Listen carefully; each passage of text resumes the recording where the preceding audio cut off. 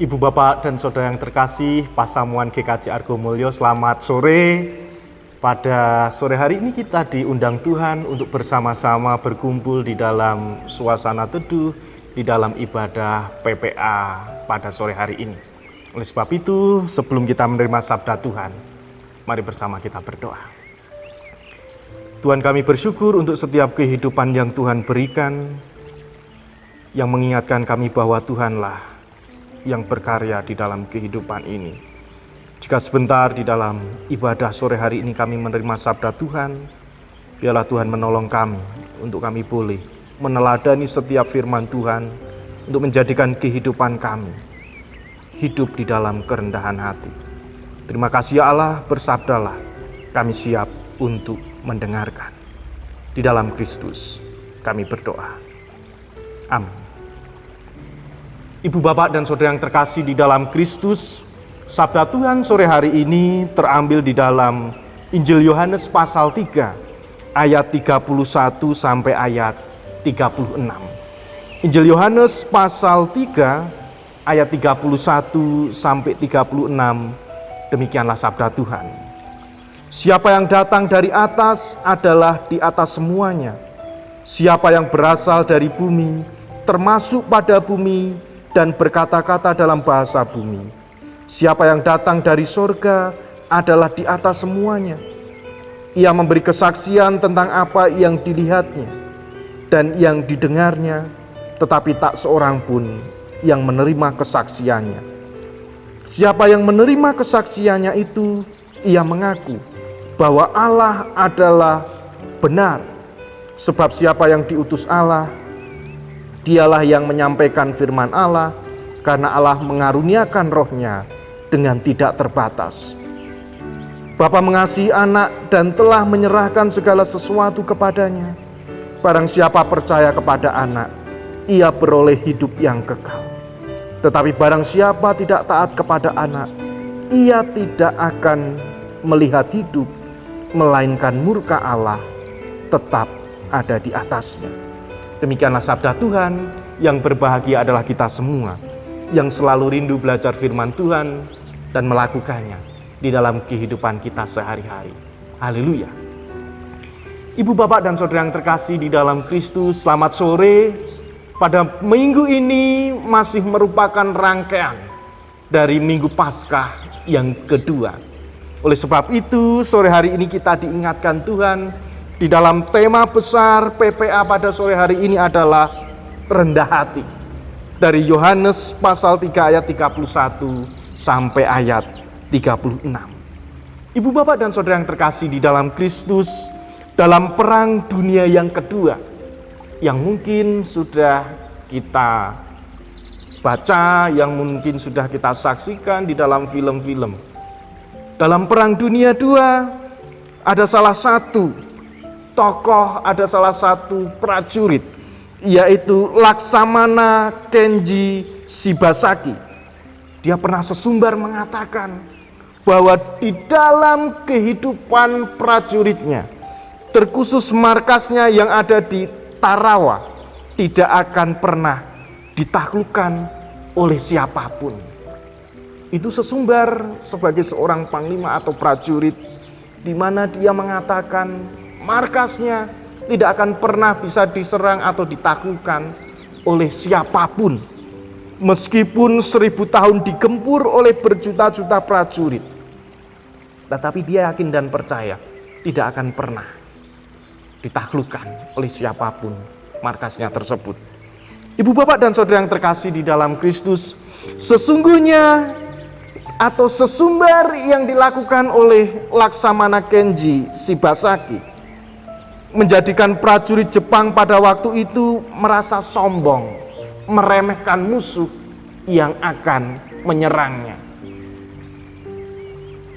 Akibat sesumbar yang dilakukan, maka prajurit Jepang akhirnya merasa sombong, meremehkan musuh, meremehkan orang lain.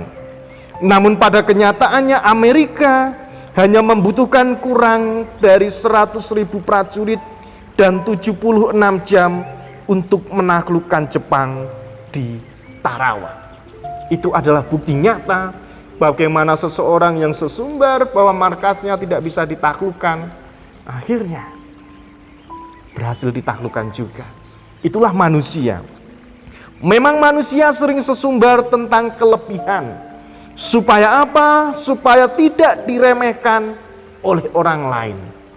Itulah manusia sering sesumbar agar dirinya tidak diremehkan oleh orang lain. Dan menyepelekan pergumulan yang sedang dihadapi. Merasa biasa saja. Merasa santai-santai saja. Mungkin sudah menjadi kodrat bagi manusia bahwa dirinya merasa hebat, bahwa dirinya merasa angkuh, bahwa dirinya merasa paling luar biasa dibandingkan orang lain. Hal itu pun juga sempat diceritakan, tertulis di dalam kitab Kejadian, bahwa karena kesombongan, sesumbar bahwa manusia pertama tidak akan pernah jatuh di dalam dosa. Akhirnya apa? Karena keegoisannya, manusia pun jatuh ke dalam dosa. Ibu, bapak, dan saudara yang terkasih di dalam Kristus, bacaan kita bagaimana kesaksian seorang Yohanes Pembaptis yang pada waktu itu menyaksikan bahwa Kristus itu adalah benar-benar Allah yang datang dari surga dan turun ke bumi untuk merendahkan diri, memberikan keselamatan bagi setiap orang. Kuncinya bagaimana orang itu harus mengasihi dan menyerahkan kehidupannya kepada Tuhan. Sama seperti Allah mengasihi dunia ini, maka kita sebagai umat yang dikasihi sepenuhnya harus mengasihi Tuhan dengan cara menyerahkan diri kita kepada Tuhan. Ibu, bapak, dan saudara yang terkasih di dalam Kristus, rendah hati. Hal ini menunjukkan manusia mengandalkan dirinya sendiri ketika dia sudah sesumbar. Hal ini menunjukkan bahwa orang lain itu dianggap sebagai kelemahan. Sama seperti tentara Jepang menganggap yang lain itu adalah sebuah kelemahan. Menganggap yang lain itu tidak mungkin bisa menaklukkan. Ibu, bapak, dan saudara yang terkasih di dalam Kristus, kelemahan-kelemahan tersebut mengakibatkan manusia lupa, manusia lalai, dan bahkan manusia bisa menyombongkan diri. Namun, apa yang kita yakini, apa yang kita pahami ketika kita menjadi warga GKJ khususnya, bahwa di dalam kehidupan kita, warga GKJ memiliki pemahaman yang bertolak belakang, bahwa manusia tidak akan pernah bisa jatuh di dalam dosa. Itu bertolak belakang. Manusia merasa dirinya tidak bisa jatuh di dalam dosa. Toh pada akhirnya kenyataannya, apa yang disaksikan di dalam kitab, apa yang disaksikan di dalam kisah penciptaan, justru manusia jatuh di dalam dosa. Inilah latar belakang bagaimana bertolak belakang di dalam kehidupan manusia yang merasa sombong, di dalam kehidupan manusia yang merasa menang sendiri. Sore hari ini kita diajak untuk rendah hati. Bagaimana ajaran GKJ? Ketika manusia sudah jatuh di dalam dosa, maka manusia membutuhkan penolong. Ketika manusia membutuhkan penolong, maka manusia tersebut sejatinya tidak bisa memiliki kekuasaan apapun. Jelas itu disampaikan, diceritakan, ditulis di dalam pokok-pokok ajaran GKJ. Ketika manusia jatuh ke dalam dosa, manusia sudah kehilangan kemuliaan Allah, manusia sudah rusak hubungannya dengan Allah, dan akhirnya manusia jatuh di dalam dosa. Manusia tidak bisa menyelamatkan dirinya. Harus ada penolong yang mampu menyelamatkan kehidupannya. Ibu, bapak, dan saudara yang terkasih di dalam Kristus, apa yang disaksikan oleh Yohanes itu merupakan bukti di dalam kehidupan Yohanes ada rendah hati. Dia mengakui pada waktu itu ketika ada seseorang bertanya, "Guru, siapakah dia? Rabi, siapakah dia yang datang, yang sedang engkau baptis?" Justru Yohanes menyaksikan di dalam imannya dia tidak layak. Justru Yohanes menyaksikan di dalam imannya sebagai sebuah kesaksian bahwa yang layak disembah, yang layak diagungkan adalah Tuhan Yesus sendiri.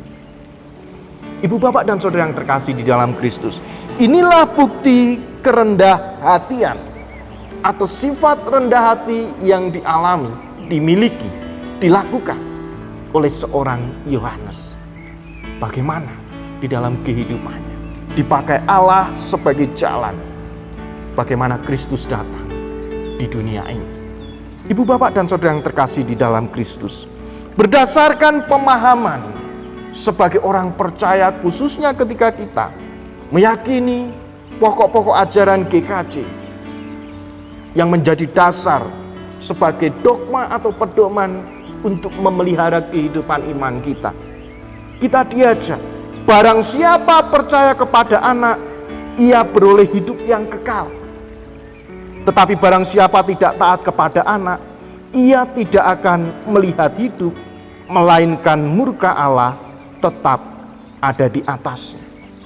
Inilah poin yang sangat mengkritik di dalam kehidupan kita, khususnya ketika kita memasuki pekan Paskah yang kedua ini. Kita diajak untuk merendahkan hati kita. Bagaimana di dalam kehidupan Allah menolong, Allah menuntun, Allah berkarya agar di dalam kehidupan kita diajak untuk tetap percaya. Ketika kita percaya, menyerahkan sepenuhnya kehidupan kita kepada Tuhan, maka kita tidak akan pernah menyombongkan diri. Sama seperti tentara Laksamana Kenji.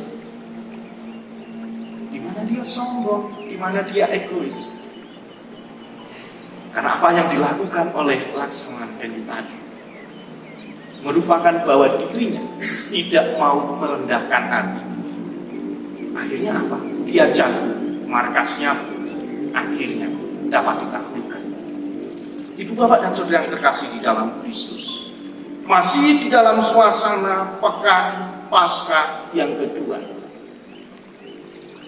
Sabda Tuhan yang kita terima pada minggu kemarin itu juga mengingatkan di dalam kehidupan Thomas, agar Thomas bisa rendah hati untuk menerima sebuah kenyataan bahwa Yesus sudah bangkit.